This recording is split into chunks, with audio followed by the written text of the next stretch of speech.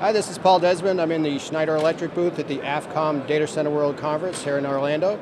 And I've caught up with Joe Capes, who is the Business Development Director for Cooling for the Americas for Schneider. Welcome, Joe. Thanks, Paul. So I just caught the little presentation that you did here in the booth about Economizer modes of cooling operation, and I had a few questions for you on that. You mentioned there were 3 factors to consider with respect to Economizer. Can you tell us what those are? Sure. So one of the considerations is obviously geographical location. So what we're talking about here is what are the ambient conditions outside the data center. Obviously preferable to have conditions which are cooler and drier to an extent, because that allows us to leverage the maximum number of hours for free cooling. Another is going to be your supply air temperature. So what's the set point that you're actually operating at? What we want to do is we want to elevate those supply air temperatures to a level that is preferably at the higher end of the ASHRAE recommended guidelines, which tops out at 81 degrees Fahrenheit. So a lot of data centers today operating still at like 70 degrees. Meat locker. Really want to elevate those temperatures so that we can increase our return air temperature as well. And then the third thing is really separating the cold aisle and the hot aisle. You want to mitigate any mixing of supply and return air. But again, you want to achieve the highest possible return air temperature. Getting a return air temperature back to the coil phase, so the heat exchanger at an elevated level, makes the cooling system more efficient, but it also increases the overall capacity of the system. Okay. You also mentioned a stat that I found kind of astounding. You said a typical data center runs at only 28% of its potential IT load.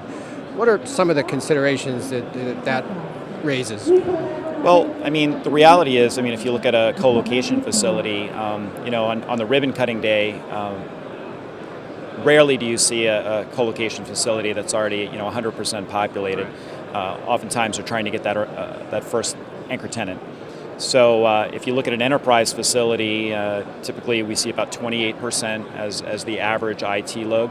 And when you're using distributed cooling systems with smaller fans, that can tend to lead to some inefficiencies as compared to using a larger air handling unit. So, when you look at an economizer approach, whether it's outside air or indirect evaporative, having those larger capacity fans that are variable speed does allow you to squeeze a couple of extra % of efficiency in reduction of fan power. Okay. And you also mentioned, Economizer mode's been around for a while now, and for a long time it was sort of a secondary mode of operation. People would use it when they could, but now it's becoming more of a primary means. Why is that?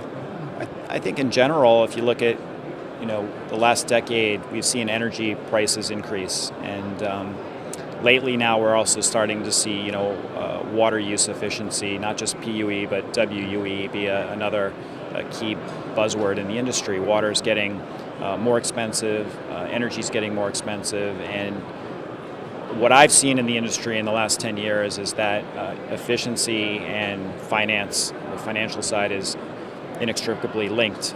There's no pulling it apart anymore. So from a design basis, I think all companies are looking at trying to maximize the efficiency of their mechanical plant on day one, not just looking at it as a afterthought or a retrofit opportunity, but it's something that they want to see as part of the day one operation of the data center. Mm-hmm. It seems like Economizer mode's also being used in places where maybe people didn't think it could be used before. You mentioned that you've identified 15 modes of economizers, and that 6 of them were suitable for warmer climates. Can you talk about the properties of those 6? Sure. Well, operating in warmer climates means that we have to do something a little bit more extraordinary than, for instance, just bringing outside air into the facility. So what we're doing there in most cases is considering maybe an evaporative mode of cooling. Not unlike the feeling of getting out of the ocean on a 95-degree day, but you're shivering because of the evaporative heat rejection off your body. It's much the same that we can leverage in a data center design, where you do have those elevated outside air temperatures, but by using an evaporative mode or an evaporative assist, that allows us to extend the range of temperature outside the facility to still leverage that opportunity for free cooling. In most cases where you do have those elevated temperatures, you are going to need some type of supplemental traditional cooling, whether it be water-based or whether it be refrigerant-based. More often than not, we see companies installing a air-cooled DX direct expansion system as a backup or a supplemental approach to the primary free cooling. That makes a lot of sense. Well, Joe, I'll let you get back to the event, but thanks for spending a couple minutes here with us.